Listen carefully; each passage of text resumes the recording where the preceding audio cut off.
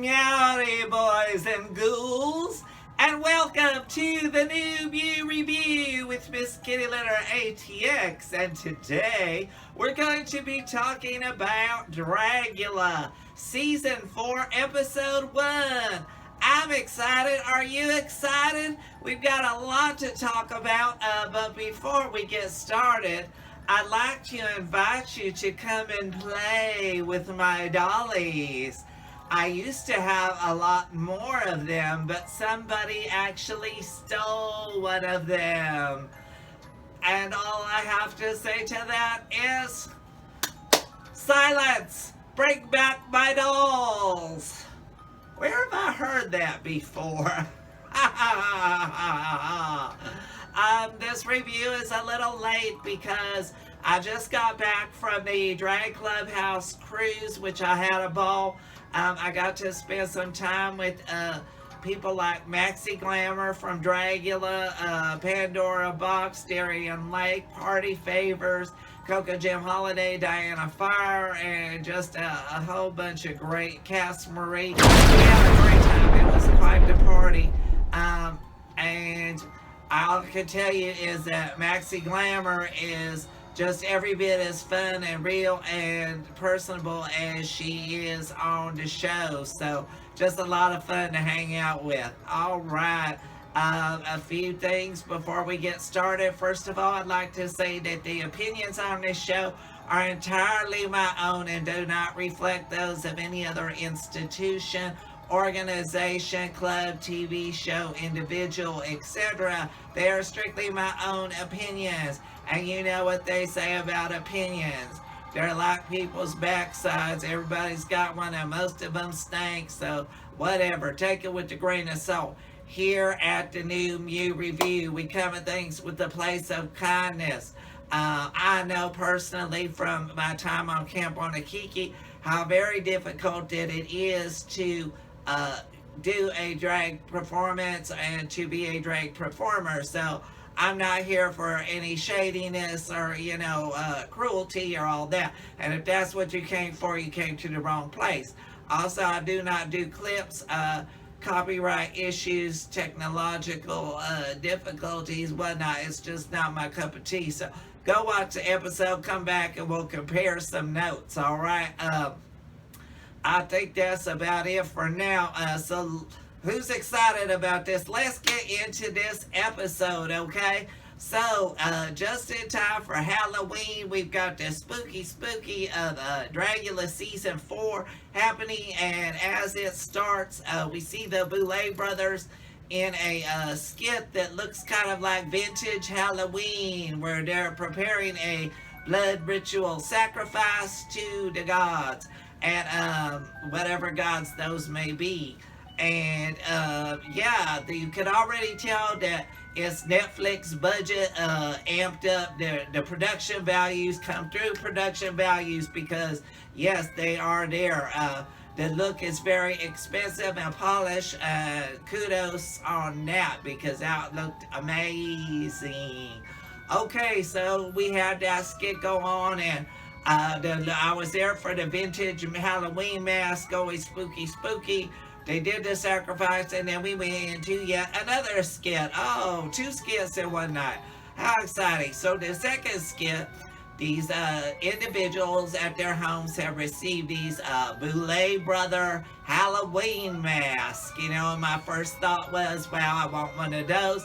Which, by the way, they are available now on their website for a small fee of something like $50 or $60. Come through, merch. So these people received these Halloween masks of the Boulet brothers, and when they put them on, it turned them into homicidal killers, y'all, which was just frightening. I was there for it, and there from that we went to meet our ghouls, and first out of the gate we had Mary Cherry from Brooklyn, New York, and she pulls up in this car to this spooky abandoned looking warehouse kind of thing, and she enters, and then we get to meet the other people. Y'all will excuse me while I refer to my notes because I'm old and senile and I can't remember things. I have CSS. Can't remember shit. So, just bear with me. First off, as I said, we had Mary Cherry from Brooklyn, New York, and then after her, we had Astrid Aurelia from Phoenix, Arizona. Following her, we had La Zavaleta from Brooklyn, New York. La Zavaleta. No, English is not my first language either, y'all. She's Brooklyn, New York by way of Mexico. Next up, we had Coco Cane from Tulsa, Oklahoma. After that, we had Bitter Betty from Los Angeles, California. Next up, we had J. Jolie. She was from Gainesville, Florida. Y'all probably remember J. Jolie from RuPaul's Drag Race. And I have to stop for a minute here and say, some people have been shady about this and said that she doesn't belong on this show. Well, here's my take on it. I went back and looked at her Instagram profile. Yes, she does have some spooky looks going on. So I don't think this is her first time at this. Also, not all the RuPaul girls get all the gigs all the time. So the fact that she gets to go do something else, I say good for you. Why put somebody in a box? Which essentially they do at the end of the show, but that's a whole other episode. So anyways, moving right along. Then we have Hoso Teratoma from Seoul, South Korea. Okay, here's the thing on this. I used to live in Korea, and so I had looked this person up online, and I'm already living for their looks. I'm not prejudiced about, I don't know any of these people. Some of them I know of their online presence, that's it. So I can come at this with the open mind. But yeah, the looks that I've been seeing were just fire. So this gonna be one to watch out for. Next up we have Sigourney Beaver, and Sigourney is coming us from, from a place which was Des Moines, Iowa. I think that's right. My apologies if it is not. But anyway, she is our season's AFAB queen. For those of you who don't know what that means, it's assigned female at birth. I automatically got a nice feeling from her. I think her personality is wonderful, and I hope she does very well on this show. Moving right along, we have Formaldehyde from Phoenix, Arizona. And when they came out, I have to be real and say with most of the looks for just coming in the gate were kind of simple for me. They weren't terrible in any way, but a couple of them did look kind of like Hot Topic discount days kind of tease. But there was some goth, there was some spookiness and whatnot. So I was there for them, and I'm not being shady because I get some of my drag at the dollar store, y'all. But I just have to put it out there. That was my thoughts, was like whenever I see black vinyl with safety pins and some chains, you know where my mind goes to. So anyways, but yeah, Formaldehyde came out, had this mask on, and really actually looked really frightening to me. I was kind of like, that was spooky out the gate, so I was there for it. Next up, we have Saint, and Saint is from Harlem, Manhattan, New York. And the thing about Saint, I'm sure y'all know that Saint was on season 3 of Dragula, as well as the winner of Dragula Resurrection. Saint's very innovative and creative, so the looks are always like amazing. So very excited to see what they are going to do. All right, so after all the people have been gathered, it was apparent that they were going to have to walk through this warehouse, which it turned out was a haunted house. Woo! Spooky, spooky. And they were placed in these kind of coffin drop box little things with the window on them. That part was pretty crazy. They got to walk through some rooms, and various little scare actors popped out at them or whatnot. It was very like Universal Halloween Horror Nights, which incidentally I was just at just before the cruise. We stopped off there, and I gotta tell you, it's worth it alone just for the Pulse Terror Tram. That thing scared the hell out of me, y'all. I wasn't really there for the Exorcist house. It was the longest line that we waited in, and it was a little bit silly at points, and it did make me laugh more than frighten me. But all in all, the Universal Halloween Horror Nights, if you've never been, do yourself a favor and go, because it's really a great evening of frights. Getting back to our episode, the the drag performers were going through this haunted thing. There was one part of it where a car came directly at them, and one of the drag performers was quite triggered by this. I only gotta say, I feel you, honey, because I was in a traffic accident myself many years ago, and to this day, I'm still terrified of automobiles, and of course, having them rushing at you and then braking. I could see, I was there for that. I saw what you were going through, and I feel for you. I feel that.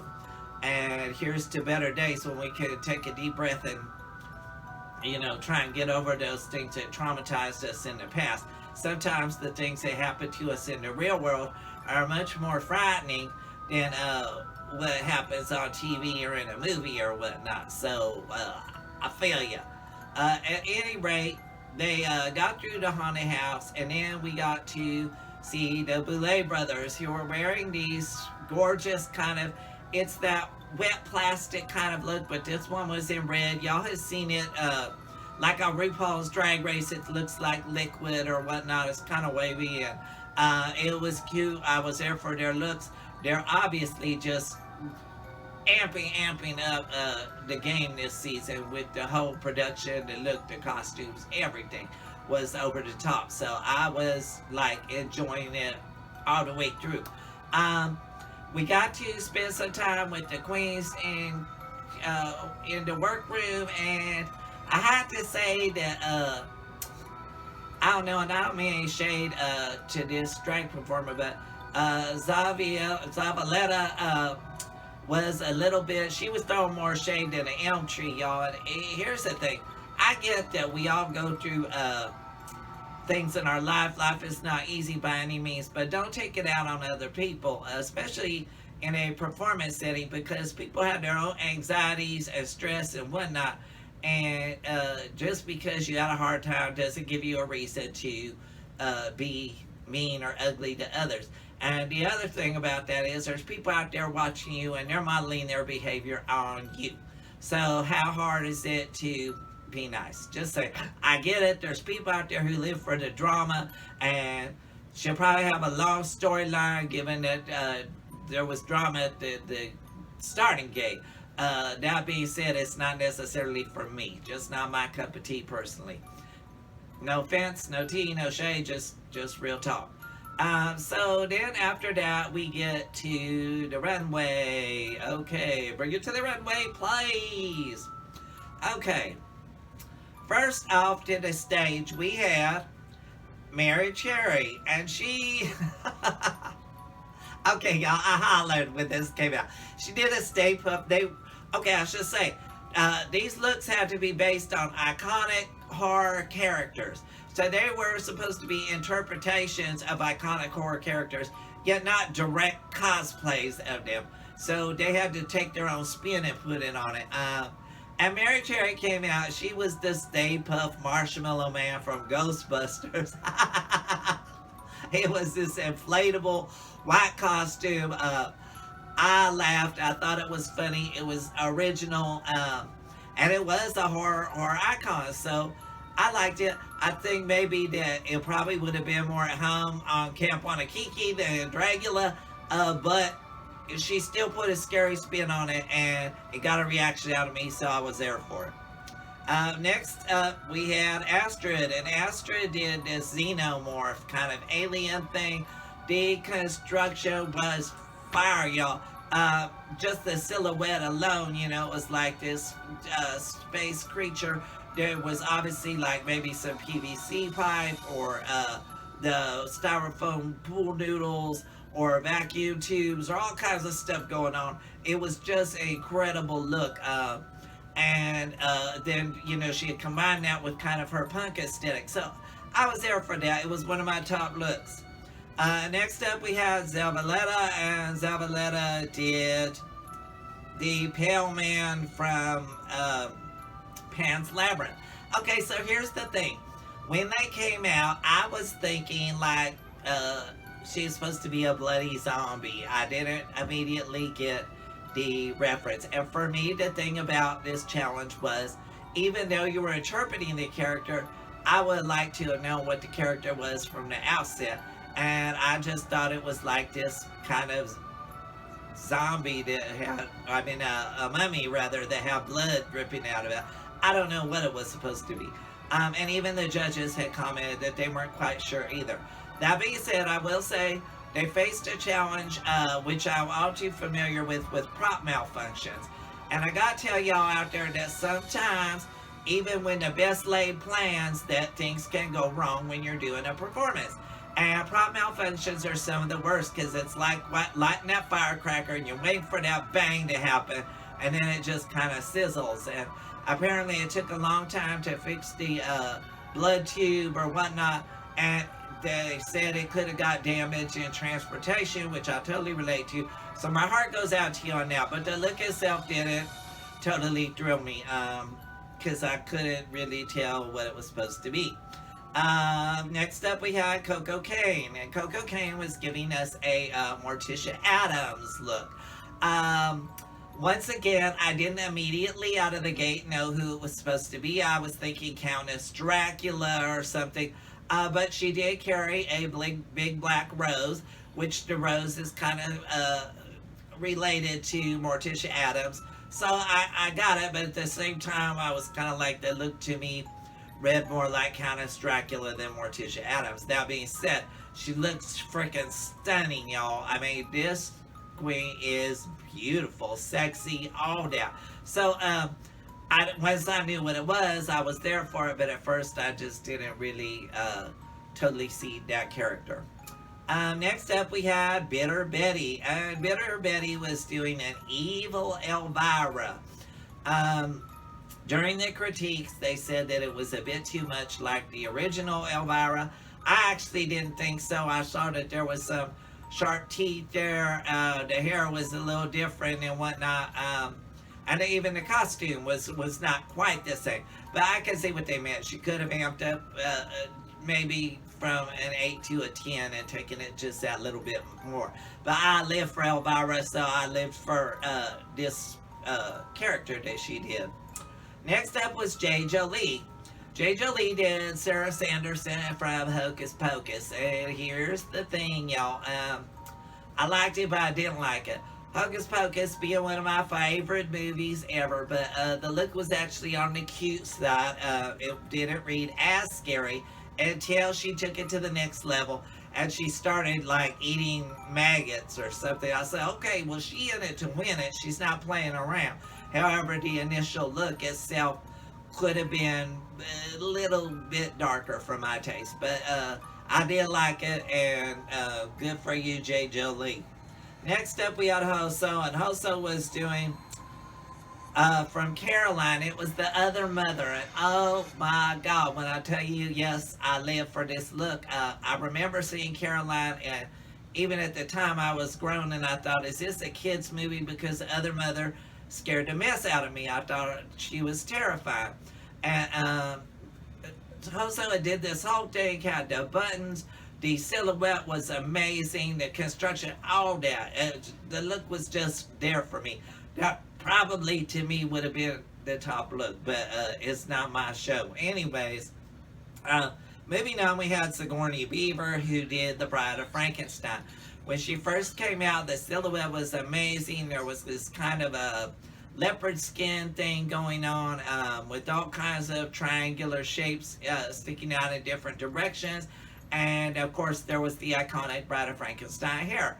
But most of this was done in shades of gold. And that was a little bit unique. The best part was that she did a reveal and she came out of that particular outfit, and what was underneath was even more spectacular. She had kind of a breast thing going with the tassels. There was like some very body, just gorgeous, gorgeous, gorgeous look. It was giving me all kinds of sexy Bride of Frankenstein burlesque thing, and I was there for it. Next up, we have Formaldehyde. Formaldehyde did Jigsaw from Saw, and here's the thing. There was a lot of critiques about Formaldehyde and conversation about the fact that they were wearing a mask. Some of the other contestants thought, oh yeah, you'll be the first one to go because traditionally on this show, people that wear masks are not going to do well. Well, I'm going to say I am mask for mask, y'all. To me, a mask can be very frightening because while it does cover the emotions of the person wearing it, it also covers the emotions of the person wearing it. You don't know what they're thinking. Things like the strangers or whatnot, I always been creeped the hell out by that. So I wasn't mad about the mask. And the Jigsaw mask that they had done was very well done. However, the rest of the look was giving me more like Jigsaw went to the Silent Hill Hospital and got up in some drag as one of the nurses. There was some hypodermic needles, there was the little nurse's hat, and then the worst part about it was that they had on those Club Kid boots. Now, y'all who have been watching the show for any length of time know that the Boulet brothers hate those Club Kid shoes and boots and whatnot, and they're just like, don't bring them to the stage. If you do, you're gonna get chopped like at a ball. You know, you come out in the wrong category, boop, boop, bye, you go. So, while I was excited to see what Formaldehyde was going to bring this season, because of the fact that I did like the mask, you know, I did kind of see that there was some things on the runway that maybe were not my favorite. Moving on, we have Saint, and Saint did a Leatherface tease from Texas Chainsaw Mascara. I was there for it. Yeah, the face was done. There was kind of a half-mask thing going on. There was the bloody butcher's apron, all the elements, but it had been taken to a next level or whatever. So, yeah, so it was just an amazing runway. There wasn't a look out there that I hated, but there was just a couple that probably could have used a bump or two up the notch, or also maybe just been thought out a little more to make it more coherent what their character was going to be. And yes, I can pronounce the word coherent. I don't know what it means, but I can pronounce it. Alright, so at the end, when all was said and done, the bottom two in this ended up to be Formaldehyde and Zavaleta. And the winner, of course, was Astrid with the Xenomorph costume. And the Xenomorph costume was no doubt fire. It really was a spectacular costume. I did have to say I liked Hoso's a little better personally, but I wasn't mad about the outcome. I thought they deserved to win, so good on you.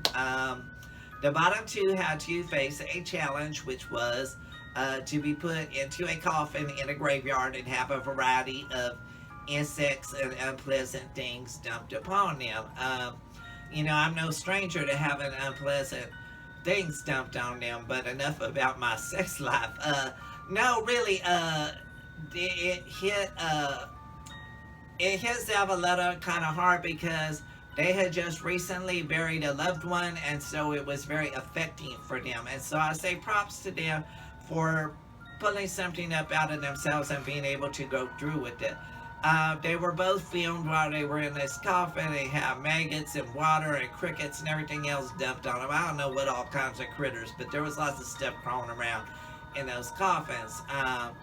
And at the end of it, they ended up sending Formaldehyde home. She was the one to get killed in a completion of the skip from the beginning, where all the people who put on the Boulet brothers masks started chasing them through the graveyard, and at the end, Formaldehyde was exterminated. All I can say, baby, is I'm living for your mask, and I have no doubt that you have a brilliant future ahead of you. You're amazing.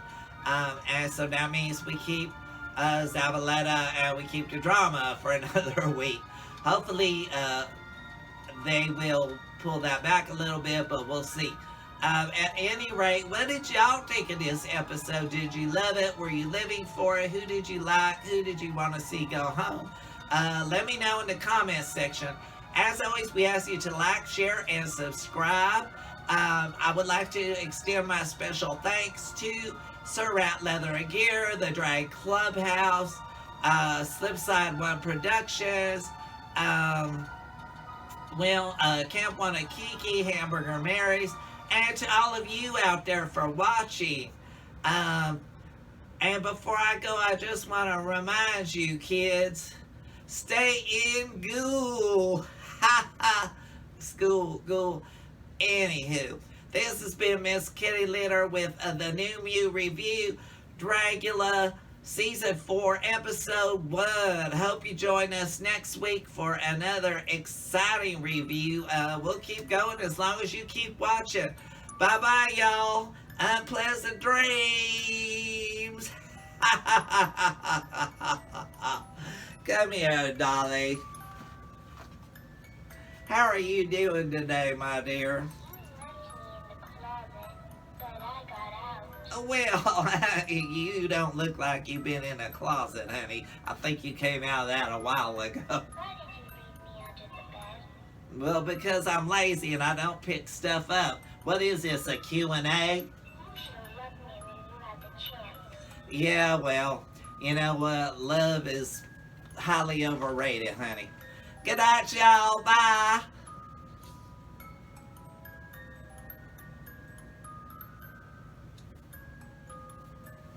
Ooh.